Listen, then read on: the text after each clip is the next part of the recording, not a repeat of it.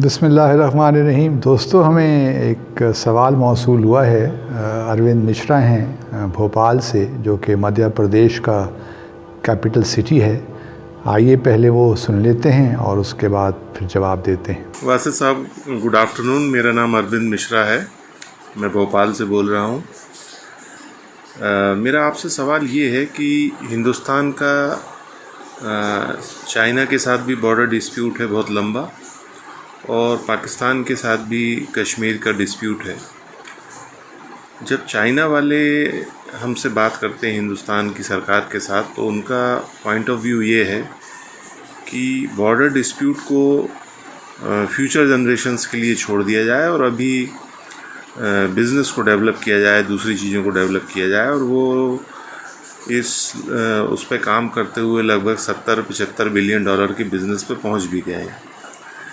जब पाकिस्तान के साथ बात आती तो पाकिस्तान की सरकार ये कहती है कि सबसे पहले आप कश्मीर का मुद्दा हल करिए। जब तक कश्मीर का मुद्दा हल नहीं होगा, हमारे बीच शांति नहीं रह सकती, पीस नहीं रह सकता। और उसके बाद दूसरी चीज़ें डेवलप करेंगे, बिज़नेस और दूसरी चीज़ें। तो मेरा सवाल ये है कि कश्मीर के कारण हिंदुस्तान और पाकिस्तान के बीच बहुत ज़्यादा पैसा, समय और एनर्जी ख़राब हो चुकी है। कई कश्मीर बन सकते थे इतने पैसों में। तो क्यों ना कश्मीर की स्थिति को एज इट इज़ रखते हुए, आपके पास भी आधा कश्मीर है, दोनों मुल्क ख़ास तौर से बिज़नेस को डेवलप करें। बाकी चीज़ तो साझा हैं, और इससे बड़ी पीस और प्रॉस्पेरिटी आएगी रीजन में। इस बात का जवाब दें, क्योंकि आप हिंदुस्तान में एम्बेसडर रह चुके हैं और बहुत एक्टिव एम्बेसडर हैं आप दूसरों के मुकाबले। तो आज आप इस सवाल का जवाब, मैं समझता हूँ, दूसरों से ज़्यादा अच्छी तरह से दे सकते हैं। शुक्रिया। Thank you very much mister Mishra, आपके सवाल का, जो कि बहुत अहम भी है और दिलचस्प भी है। क्योंकि पाकिस्तानी सफारतकार भी और भारत के जो सफारतकार हैं, हम पिछले कई दहाइयों से इसी मसले पे गौर व फिक्र कर भी रहे हैं कि किस तरह पाकिस्तान भारत के ताल्लुकात को उस पटरी पे डाला जाए कि जो ट्रेन जो है उसी पटरी पे रहे और आखिरकार मंजिल पे पहुंच जाए। लेकिन बड़ी विद ड्यू रिस्पेक्ट मिश्रा साहब, जो चाइना और आपके बॉर्डर डिस्प्यूट्स हैं, उसका कोई कंपैरिजन नहीं है जो कश्मीर का डिस्प्यूट है पाकिस्तान और भारत के दरमियान। क्योंकि जो जम्मू और कश्मीर का डिस्प्यूट है वो जब तक़सीम हुई बर्रे सग़ीर की, ये उस वक्त से चला आ रहा है, और उसके कुछ असूल थे जो कि प्रिंसली स्टेट्स के हवाले से, जो कि 460-465 प्रिंसली स्टेट्स थीं, वो असूल दिए गए थे। और उसकी बुनियाद पर जो प्रिंसली स्टेट्स थीं, उन्होंने या तो पाकिस्तान को ज्वाइन किया या भारत को ज्वाइन किया।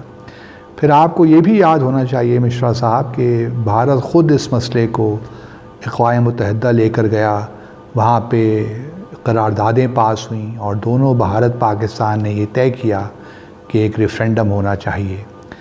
चाइना और भारत के जहाँ तक टेरिटोरियल डिस्प्यूट्स का ताल्लुक़ है, उस पर कोई UN की रेजोल्यूशंस नहीं हैं, या वहाँ कोई ह्यूमन राइट्स का इशू नहीं है एज सच। यहाँ तो जो इशू है वो है हक़ खुद इरादियत का, राइट टू सेल्फ डिटर्मिनेशन का, और Pakistan Bharat both are committed. तो पहले तो ये कंपैरिजन ठीक नहीं है कि अगर चीन और भारत के ताल्लुकात ठीक हो रहे हैं तो पाकिस्तान क्यों इंसिस्ट करता है जम्मू और कश्मीर पे। फिर आपको ये भी मैं बताता चलूँ कि ये भी ज़रूरी नहीं है कि जिस तरह आपने फरमाया कि अगर इकनॉमिक और कल्चरल ताल्लुकात बेहतर होंगे तो इन चीज़ों को बैक बर्नर पे फ़िलहाल रख देना चाहिए।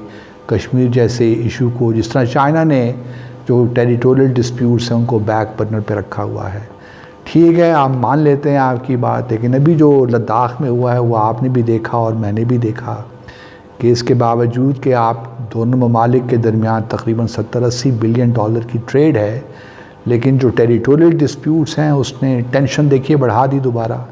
और भारत ने तकरीबन 59 जो चाइनीज़ ऐप कंपनीज थी उनको बैन कर दिया। हमने देखा कि भारत में लोगों ने प्रोटेस्ट किया कि जो भारत की इंपोर्ट्स हैं उन पे रेस्ट्रिक्शंस लगाई जाएं, चाइना की प्रोडक्ट्स नहीं ख़रीदनी चाहिए। तो ये तमाम चीज़ें हुई। तो आपका ये कहना कि अगर सिर्फ ट्रेड पे फोकस किया जाए तो उससे ताल्लुकात बेहतर हो जाते हैं या म्यूचुअल ट्रस्ट बिल्ड हो जाता है, तो आपने ख़ुद ही देख लिया जो इस वक्त हो रहा है चाइना और भारत के दरमियान। फिर ये भी याद रहे कि पाकिस्तान ने कभी इंसिस्ट नहीं किया कि हम आपके साथ ट्रेड नहीं करेंगे, हम आपके साथ कल्चरल ताल्लुकात नहीं रखेंगे जब तक कि जम्मू और कश्मीर का मसला हल नहीं हो जाता। अगर आप देखिए तो भारत और पाकिस्तान के दरमियान गो के कश्मीर का मसला हल नहीं हुआ, लेकिन हमारे दोनों ममालिक के दरमियान ट्रेड भी थी। तकरीबन $2.5 बिलियन की ट्रेड हमारे दोनों ममालिक के दरमियान थी। उसके अलावा कल्चरल ताल्लुकात भी चल रहे थे, कौंसलर ताल्लुक़ हमारे यहाँ ज़ायरीन भी जा रहे थे, आपकी तरफ से भी हिंदू और सिख ज़ायरीन आ रहे थे, तो ताल्लुकात तो बढ़ रहे थे। हमने कभी इंसिस्ट नहीं किया कि हमने पहले कश्मीर और के मसले को सॉल्व करना और फिर बाकी ताल्लुकात को हमने आगे लेकर चलना है। हम तो सिर्फ ये कहते हैं कि आइए मिल बैठिए और संजीदगी के साथ इस मसले को हल कीजिए। भारत की तरफ से हमें वो रवैया मिलता नहीं है, और ये भी बिल्कुल बात दुरुस्त है कि जब तक जम्मू और कश्मीर का मसला हल नहीं होगा हमारी जो ट्रेन है वो सीधी चलती नहीं रहेगी, वो ऑफ ट्रैक हो जाएगी और फिर कोई ना कोई हम जो है मसाइल में गिरफ़्तार हो जाएंगे। क्योंकि कश्मीरी की वजह से हमारे दोनों ममालिक के दरमियान बाहमी एतमाद पैदा नहीं हो रहा, ट्रस्ट पैदा नहीं हो रहा, और यही मसला है जिसकी वजह से पैदा नहीं हो रहा। तो आप जितनी भी कोशिश करके देख लें, हम you will come back to square one. Bharat एक बड़ा मुल्क है, हम मानते हैं जनूबी एशिया का सबसे बड़ा मुल्क है, तो भारत की ज़िम्मेदारी भी ज़्यादा है। तो अगर हमने इस खित्ते में प्रॉस्पेरिटी लेकर आनी है, इस खित्ते को आगे लेकर चलना है, तो इस मसले को हल करना चाहिए। और फिर दूसरी बात ये भी याद रखिए कि ये कोई टेरिटोरियल डिस्प्यूट नहीं है कि जो पाकिस्तान और भारत ने फ़ैसला कर लिया तो वो कश्मीरियों को बहरहाल मानना ही पड़ेगा। ये कश्मीरियों का हक़ है। हम ये भी नहीं कहते कि कश्मीरियों को लाजिमन पाकिस्तान के साथ ज्वाइन करना है, ये तो हक़ हमने कश्मीरियों को देना है। क्या है वो पाकिस्तान को ज्वाइन करना चाहते हैं या भारत को ज्वाइन करना चाहते हैं। तो ये भी अगर भारत को इतना ही एतमाद है कि कश्मीरी उनके साथ खड़े हैं, तो फिर आइए एक रेफरेंडम करवा लेते हैं, जिस तरह UN की जो करारदादें हैं उसमें बड़े क्लियर अंदाज में कहा हुआ है। तो फिर भारत को खौफ काहे का है। अभी देखिए ना, जो 5 अगस्त पिछले साल भारत ने जो इक़दामात लिए हैं, वो तो कोई भी जो अगर आप ईमानदारी से सोचिए और देखिए तो कोई भी मुल्क उसको तस्लीम नहीं कर सकता। जो देखिए इस वक्त 9 लाख के करीब सिक्योरिटी फोर्सेस हैं ऑक्युपाइड कश्मीर में, वहाँ जो काले कवानीन हैं as per public safety act, disturbed areas act, जिस तरीके वहाँ से लोगों के साथ जो जुल्म किया जा रहा है, कम्युनिकेशन ब्लैक आउट है। आप एक पढ़े लिखे इंसान हैं मिश्रा साहब, क्या आप इन चीज़ों को एंडोर्स कर सकते हैं? ऐसा नहीं होता। पिछले 73 सालों से कश्मीरी जो लोग हैं वो कुर्बानियाँ दे रहे हैं, तो उनके बिहाफ पे पाकिस्तान या भारत तो डिसाइड नहीं कर सकता कि हम जी कहें कि हम इसको बैक बर्नर पे डाल देंगे। अगर कश्मीरी हर रोज़ शहीद हो रहे हैं, वहाँ पे कर्फ्यू लगा है पिछले 6 महीनों से, वहाँ आप उनको नमाज़ पढ़ने की भी इजाज़त नहीं दे रहे, तो पाकिस्तान किस तरह खामोश रह सकता है? ये कोई चाइना भारत का टेरिटोरियल डिस्प्यूट नहीं है। और इसलिए बड़ी मेरे विद ड्यू रिस्पेक्ट के साथ ये आपको कहना चाहता हूँ कि खुदारा इसकी तारीख़ को पढ़िए जम्मू और कश्मीर की। पाकिस्तान ने कभी ये इंसिस्ट नहीं किया। पाकिस्तान अलबत्ता ये ज़रूर इंसिस्ट करता और कहता है कि आइए मिल बैठ के बात करते हैं और इसका कोई हल निकालते हैं जो कि कश्मीरियों की सियासी उमंगों के मुताबिक हो।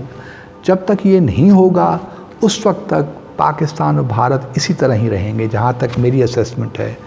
खुदा करे कि मैं गलत हूँ, लेकिन क्योंकि इतना जुल्म व सितम हो गया है जम्मू और कश्मीर में कि कश्मीरी लोग कम अज़ कम अब आपके साथ जो है ख़ास तौर पे वैली के लोग हैं, जम्मू में चिनाब बेल्ट है, कारगिल में जो मुसलमान रहते हैं, और भी हिंदू जो पंडित्स भी हैं, उनमें भी बहुत से लोग होंगे जो ये ख़ुद चाहेंगे कि उनको हक़ खुद इरादियत मिले। तो मैं समझता हूँ कि अगर आप मिश्रा साहब थोड़ा सा तारीख़ के औराक खोल के देखेंगे तो आपको हकीकत मालूम होगी कि हो क्या रहा है।